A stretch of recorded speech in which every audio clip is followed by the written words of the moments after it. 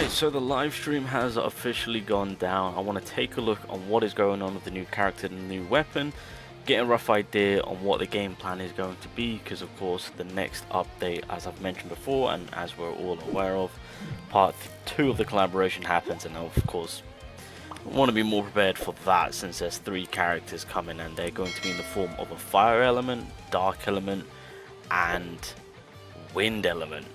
And we just got a wind support, so what on God's green earth is going on? Anyway, these are the codes. Well, the 2 new ones are here. Everything else was from the KR live stream. But anyway, let's not mess about. Let's dive on in and let's see what is going on. Okay, so let's see on what this unit is all about. Right, so basic attack, just doing wind element damage. Core attack, torrent. So you got lance form. So she opens up her umbrella, unleashing a concentrated blast of wind. And then she has the umbrella form, which opens up the umbrella while still in the air to unleash a wind reaching blast of wind. Nice. Wind element damage. This also gives her shield. Very nice. This skill becomes umbrella torrent while the user is in the umbrella form, and also while in the umbrella form you get a shield equal to her defense, so she is defense scaling. And then when it comes to umbrella torrent, deals damage equal to a percentage of the torrent. Okay. Okay. Is that typo? When the skill hits, it activates the wind damage taken increase effect to the target, which is stackable. The user stays airborne for a short time and maintains umbrella form. So this is something that I have seen. So I've already seen a kit prior, by the way, but yeah, I've seen that we can stack a lot of things for this character. So a bit of a nice incentive. So that's on the core attack too, so that's pretty solid. So moving along, the support skill by far is, in my opinion, crazy good for going into mono building. So in the case of Jinah, of course, so once again scaling off defense. If you've got 3 support team members that are wind typing, then Jinah basically gets an attack, a defense increase. So there's that mono incentive to build with Jinah right there. On top of that, you will then gather 4 instances of Gale Wings, and when you use a basic skill, it will remove one of the Gale Wings, and then you'll get back a Wings of Freedom effect, and that is stackable. And by doing that, you get a basic skill damage increase and a wind damage increase. Once again, stackable. So like, that support skill, in my opinion, for tackling wind typing is by far really good, like insane. So we're starting to see some mono support skills coming in now, so this is pretty solid, I will say.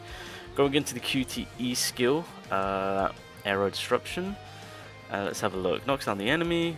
When using the skill, sudden showers is activated. Reduce the cooldown of storm wind serenade by a certain percent and reactivates sudden showers. Sudden showers continuously recovers all team members' HP from whatever Jinah's defense is. So make sure that's quite high up there. And on top of that, you get a damage increase as well as a decreased damage taken on all your members.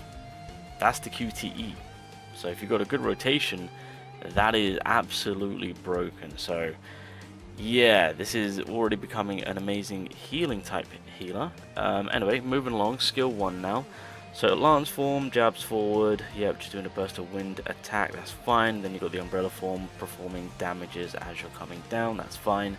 So scaling off defense, doing wind element damage, using the skill grants a shield and inflicts airborne. When the user remains in umbrella form while airborne and slowly floats to the ground, while in the umbrella form, the skill becomes umbrella reverse tempest cleave, which basically deals damage equal of reverse tempest cleave. No, okay, I feel like that has to be saying defense, because this makes no sense. Okay, but anyway, more damage, that's fine. And the user is diving, then performs a diving charge attack, and then goes into the lance form. And then skill 2, wind damage, shield again, airborne. While in the umbrella form, the skill becomes converging whirlwind, which again does deal damage as per usual, extra damage. When the skill hits, it activates the wind damage taken increase, and that's stackable. And at the end of this attack, the user slowly floats to the ground and maintains umbrella form. I feel like skill 2 is going to be solid.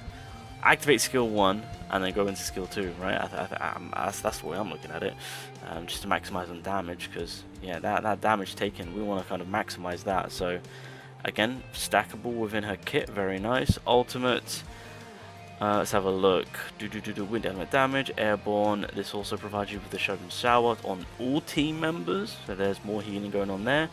This also grants for several instances of arrow effect to all team members. So sudden shower will give you the healing along with the damage increase and the damage reduction. I'm gonna say it's gonna be hopefully at a more higher percentage rate than the QTE. That's gonna be crazy on what we can actually stack with that in terms of combining the two. So that's gonna be pretty solid. And then the arrow basically increases the user's wind basic and ultimate skill damage for several seconds, and this is stackable again. Christ on a bike. Okay, Jesus. Alright, Leonard, you are coming in hot with your new pair. That begs the question, what on God Green Earth is the collaboration wind unit doing? It's gonna be a crazy one. It's gonna be a crazy one. Right, let's have a look. Passive: when reverse tempest cleave, covered converging whirlwind and torrent or any umbrella form versions of these are activates, sorry, the wind effect is applied. So what the wind effect does, it increases the damage of the reverse tempest cleave, converging whirlwind, stormwind serenade and any umbrella form by a certain amount. When enough instances of this effect have stacked, it grants the gale wings on all team members except Jinah, of course. This effect is removed when tagging out. Ooh, okay. So Gale Wings, using basic or ultimate skill, removes one of the Gale Wings to get Wings of Freedom, and then by doing that you get a increase in your basic and ultimate. Also, basically what Sojibu gets on the support skill for her, but this is basically for your whole team. Okay, cool. Alright, well that first passive is already a huge W in terms of increase of power.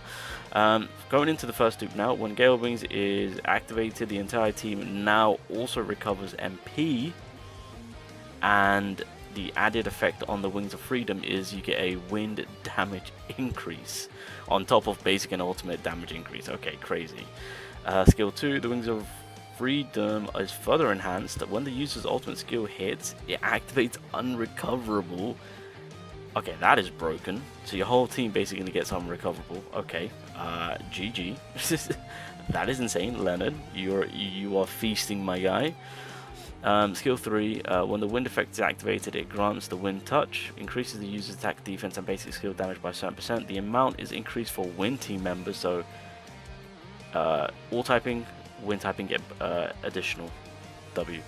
And then obviously this is per usual, with each wind member on the team you get an increase of power, so that's fine. And then lastly, using Arrow Disruption or Serenade Arrow Disruption grants several instances of arrow effect to the entire team. That's massive already, because again we can furthermore apply or stack onto that. After using Stormwind Serenade in the team fight mode, Serenade Arrow Disruption will be used again. So there's that team fight incentive right there. When Jinah or the team member tags out, it grants several additional... Oh my god! This A5 is stacking the arrows. Jesus Christ! Well, I see the sell point now. Jeez. Alright, and then when it comes to Serenade Arrow Disruption, there's damage equal to a certain percent of Stormwind Serenade. I feel like that has to be some form of typo. That has to say defense, but either way, that A5 is a huge sell factor for yeah, the buff stacking, because that's, yeah, win basic and ultimate skill. Jesus, I'm curious to see on how much more we can stack that. So Leonard basically is going to be an absolute behemoth of a character, So in terms of with where this unit is at right now, they've made her extremely insane in terms of the wind support. There's no denying it, you know. Wind element is now going to be doing an insane amount of increased more damage. It's kind of self-explanatory, just going through a kit, right? To be fair, we don't really need to even go about testing. We just know that with all that she is providing and the amount of stackability to do more damage, it's bar none surpassing Han Semian. Yeah, that's just kind of how it's going to be. So she worth the pull? Yeah, damn right she's worth the pull. In terms of going dupes in, you can kind of chill. I would say make sure to at least get it to A2, so that way you've got that unrecoverable on lock.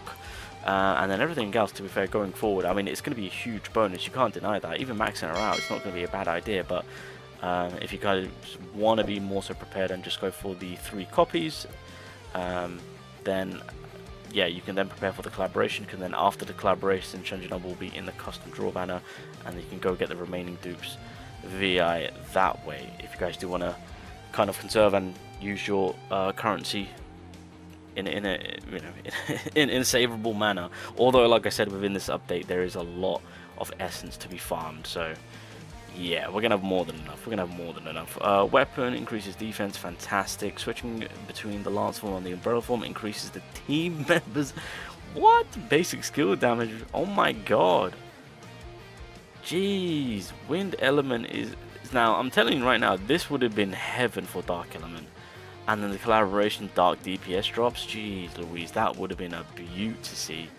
It's just unfortunate that, you know, she's wind. That's it. I would have much preferred to be dark, but hey ho. Alright, while we're here, might as well just quickly look at the weapon too, so that way we can get an idea on how this weapon is working. For the most part, I feel like everyone's in general just going to be pulling this weapon.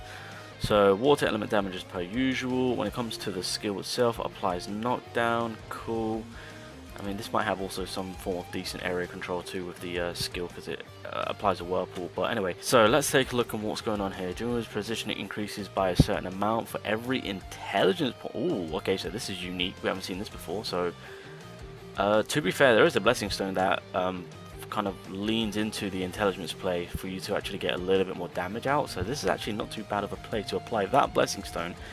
Get the, what was it, 190, 200 intelligence points in, so that then correlates into this weapon. So kind of connecting the dots here. Using the Dominion Storm grants the user with a shield and activates the Rolling Tide, which increases damage dealt as well as increases water damage. Okay, nice. When Dominion Storm hits, it inflicts a Maelstrom effect on the target, which further increases the water damage taken by several seconds. So that is in correlation using the scythe or the fang weapon, the previous DPS water weapon, of course. So there's that correlation right there, which we can effectively use with. Very nice. Going into the dupes now. So Jinah's water damage will increase by a certain amount with every intelligent points he has. If Jinah's intelligence stat is 10 or higher, it activates the Lunar Drifter. Okay, yeah, so 100%. If you have that blessing stone, get the intelligence up. That then leads into this weapon being an absolute beast. So that's the combo that we're going to go with. Lunar Drift. If the user's MP is above a certain threshold, their water damage increases by a certain amount.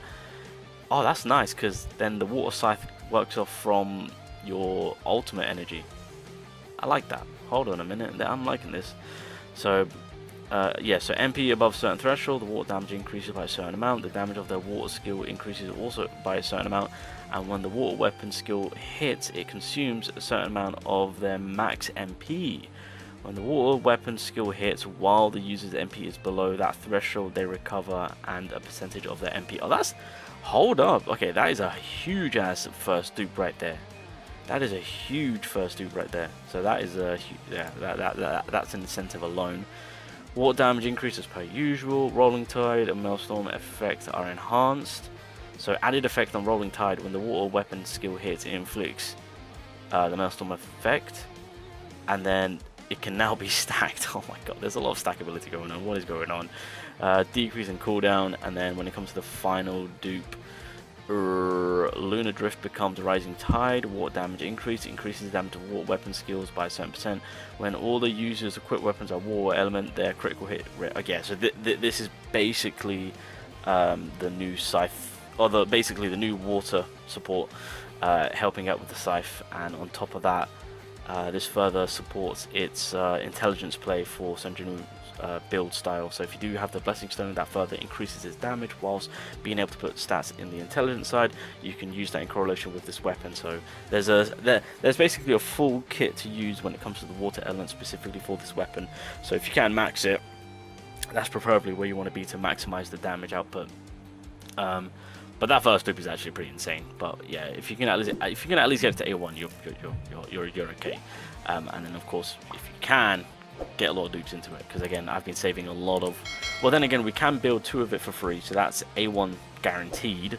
And in terms of the weapon banner, they did hand out a lot of weapon tickets, so I feel like for the most part, a lot of us should be able to hopefully get this maxed out, or at the very least, get it to at least the cooldown reduction.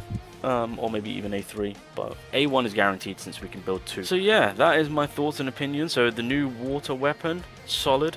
I mean, we're all going to be going for that because that's the newest support for the water element, so W on that one, help out the scythe. But in terms of when it comes to the new wind support, again, it was kind of a no-brainer that she was going to be outdoing Hansemi and really buffing the support play for the wind element with where they're at right now. So it was kind of a given on how she was going to be broken, and she absolutely is with the amount of increased damage that she's providing for the wind element. Can't deny that. Hence why I say if you can A2 that, get those 3 copies at the very least. But if you don't want to go too crazy and chase, that's completely fine, because again, she will be in the custom draw banner after the collaboration part 2. The next update is going to be the collaboration part 2. There is a wind element in there. God knows what's going to be happening there, so like I said, it's better to be safe than sorry.